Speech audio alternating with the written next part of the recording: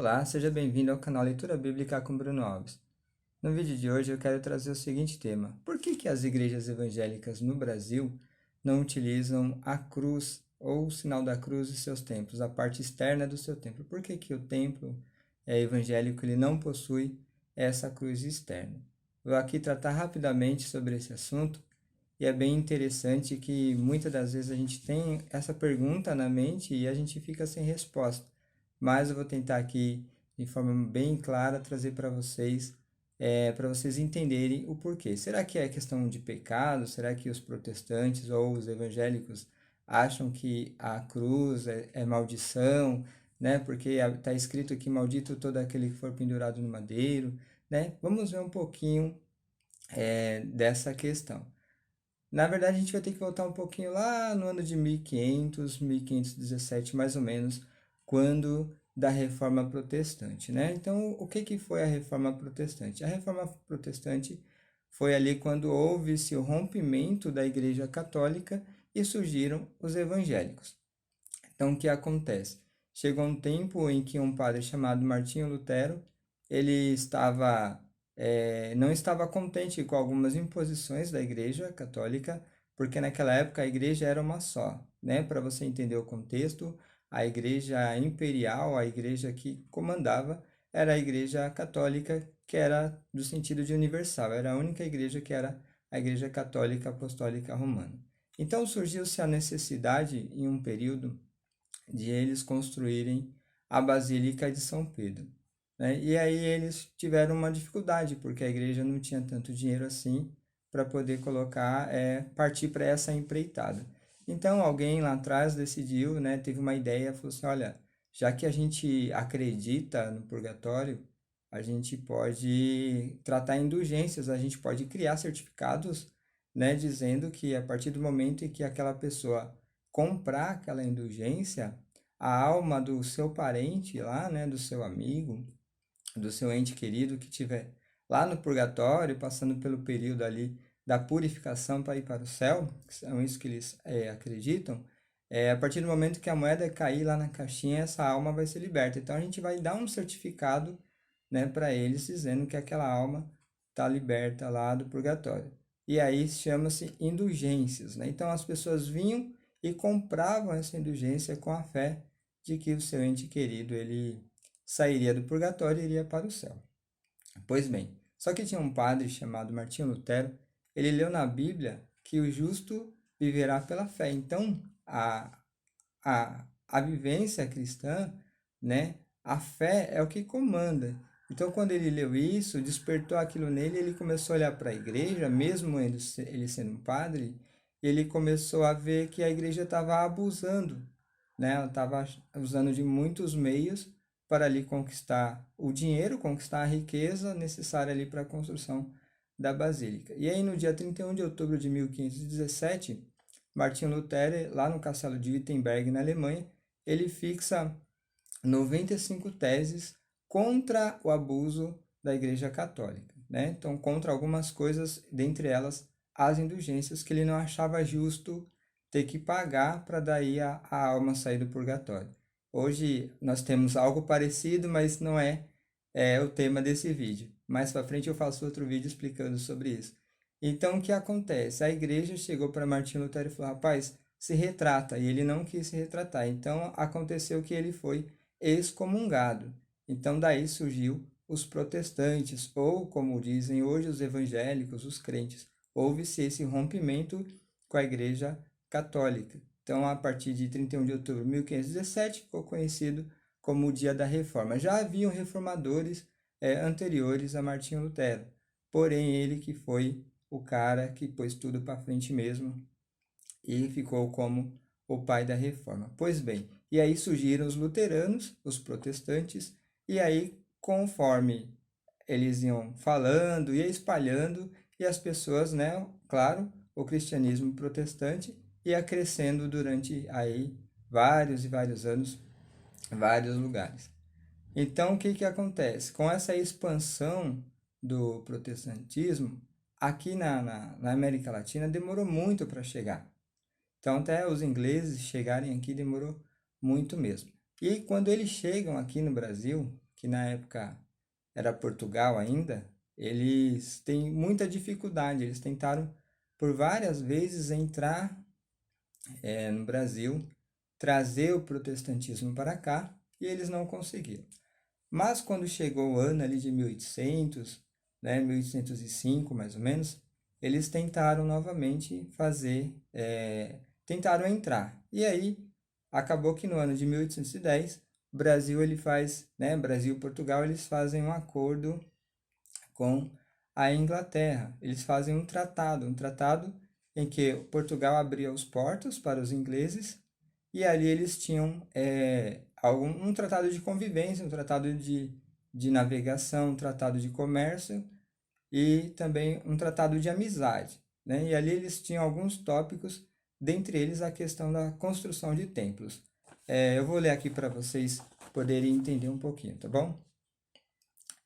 Então, dentro desse tratado que eles fizeram, dessa aliança, tem algumas vantagens que a Inglaterra ela impôs sobre o Brasil, que seria o direito da extraterritorialidade, que permitia aos súditos ingleses radicados em domínios portugueses serem julgados aqui por juízes ingleses segundo a lei inglesa.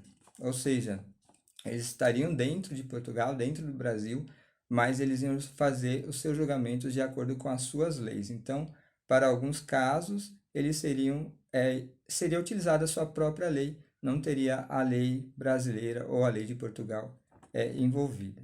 Então, eles também teriam o direito, aqui que é o foco, o direito de construir cemitérios e templos protestantes, desde que sem a aparência externa do templo. Ou seja, a Igreja Católica, se a gente reparar, todas elas têm quase que um padrão, né? Todas elas têm a cruz, você olha de longe, você vê a cruz, você sabe que ali é uma igreja católica, né? Então, um dos direitos que eles tinham aqui, os ingleses, quando Portugal abriu a porta, né, para eles entrarem, foi que eles poderiam sim criar cemitérios, construir cemitérios e igrejas protestantes, desde que essas igrejas não parecessem com a Igreja Católica. E também tinha a garantia de que a Inquisição não seria instalada no Brasil, com que a Igreja Católica perderia o controle das almas. E a colocação dos produtos ingleses nos portos portugueses mediante uma taxa de 15%, ou seja, abaixo da taxação dos produtos portugueses, que pagavam 16%, e bem abaixo dos demais países, que pagavam 24% em nossas alfândegas.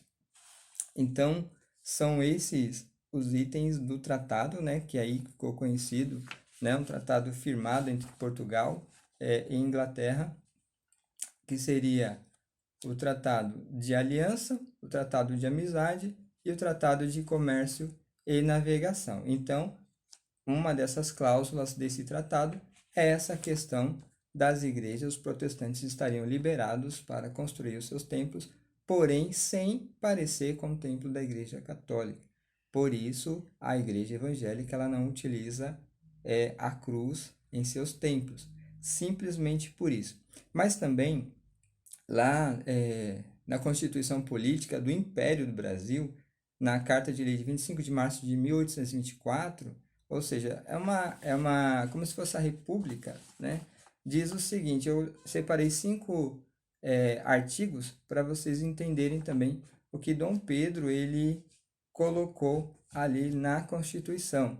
Também não se utiliza ainda a cruz por uma questão de Constituição que foi instituída lá. O artigo 1º diz assim: o Império do Brasil é a associação política de todos os cidadãos brasileiros. Eles formam uma nação livre e independente, que não admite com qualquer outro laço algum de união ou federação que se oponha à sua independência. Artigo 2. O seu território é dividido em províncias, que não admite províncias na forma em que atualmente se acha, as quais poderão ser subdivididas como pedir o bem do Estado. Artigo 3º. O seu governo é monárquico, hereditário, constitucional e representativo. Artigo 4º. A dinastia imperante é a do senhor Dom Pedro I, atual imperador, e defensor perpétuo do Brasil.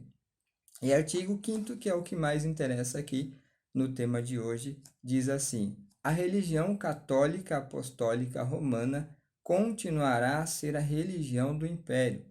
Todas as outras religiões serão permitidas com seu culto doméstico ou particular em casas para isso destinadas, sem forma alguma exterior de templo. Olha só que interessante.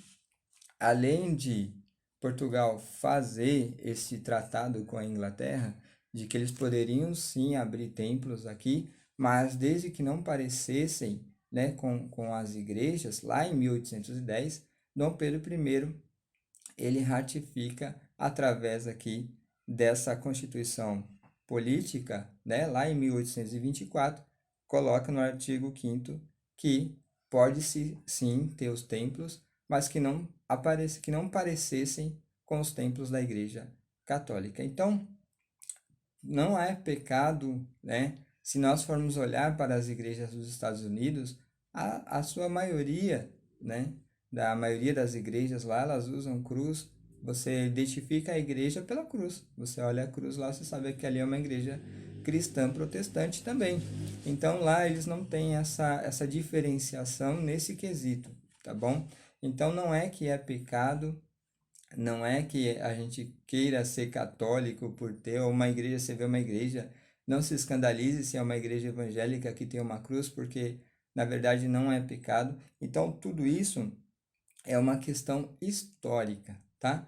Então, por que que as igrejas evangélicas no Brasil não utilizam a cruz na parte externa do seu templo? Simplesmente por uma questão histórica, simplesmente por causa desse tratado e dessa Constituição, da qual a Igreja Católica Romana, ela acabou impondo isso, né, para que pudesse abrir ali, Portugal pudesse abrir os portos e abrir as vias, né, de navegação, abrir a entrada do país para os estrangeiros, e daí os ingleses, no caso, que seriam os protestantes, eles trouxeram o protestantismo para o Brasil, e por conta desse tratado e dessa Constituição, a Igreja Evangélica aqui no Brasil não utiliza a cruz em seu templo, do lado de fora, do lado externo do templo, tá bom? Então é simplesmente por isso. Então o vídeo de hoje foi bem curto, bem rápido. Eu espero que você tenha entendido, eu espero que você tenha tirado essa dúvida. De repente você tinha essa dúvida aí, nunca perguntou para ninguém, ou talvez achasse que era algo que não interessa, mas é bom você saber, é bom a gente conhecer, é bom tratar um pouco das nossas origens, né? Então, a origem do protestantismo, um dia eu posso fazer um vídeo aqui falando um pouco mais sobre a reforma, mas é interessante, são coisas que às vezes a gente se pega pensando, mas às vezes não quer perguntar para ninguém. Mas essa dúvida então tá tirada. É simplesmente por uma questão histórica, tá bom? Comenta aí, né? Coloca nos comentários se você já sabia de toda essa história. Comenta aí o que você achou, tá bom? Dê a sua opinião, dê a sugestão. Ó, se inscreve no canal se você não for inscrito, tá bom? Ativa o sininho, ativa as notificações. Compartilha esse vídeo com todo mundo aí, tá bom? Para que a gente possa fazer mais e mais vídeo. O único objetivo do canal é trazer informação, é trazer conteúdo, é trazer algo para edificar a sua vida, edificar a sua casa e a sua família, tá bom? Então passa aí para um monte de gente, vamos aprender junto. Se você tiver sugestão de vídeo, pode mandar lá também, coloca nos comentários. À medida que possível a gente vai analisando, a gente vai fazendo e vai colocando lá, tá bom? Esse canal aqui é para vocês, é feito com muito carinho. Eu sei que é um canal pequeno ainda, é um canal que está iniciando, mas sempre debaixo da graça de Deus. E o mais importante é que você seja abençoado, é que você entenda, né, que Jesus Cristo, ele é o Senhor da sua vida, ele é o Salvador, e se nós estamos aqui é por causa dele. Então, tudo que nós aprendemos, ele tem nos ensinado, tem nos orientado, e o objetivo maior do canal é você saber que Jesus Cristo, ele é o Senhor para a glória de Deus Pai, tá bom? Que Deus te abençoe, que Deus abençoe a sua casa, abençoe aí a sua semana, tá bom? Que ele te ajude naquilo que você precisar, que ele abra a sua mente a cada dia mais e que a bênção, que a paz e a misericórdia dele seja sobre você, tá bom? Espero que você tenha gostado. Fique ligado aí para mais vídeos. Deus quiser, logo terá vídeos novos, tá bom? Vai curtindo, compartilhe, não esquece não, tá bom? Ajuda o canal aí, vamos ajudar, vamos crescer esse canal. Em breve temos mais novidades, tá bom? Deus te abençoe, muito obrigado por tudo, até o próximo vídeo.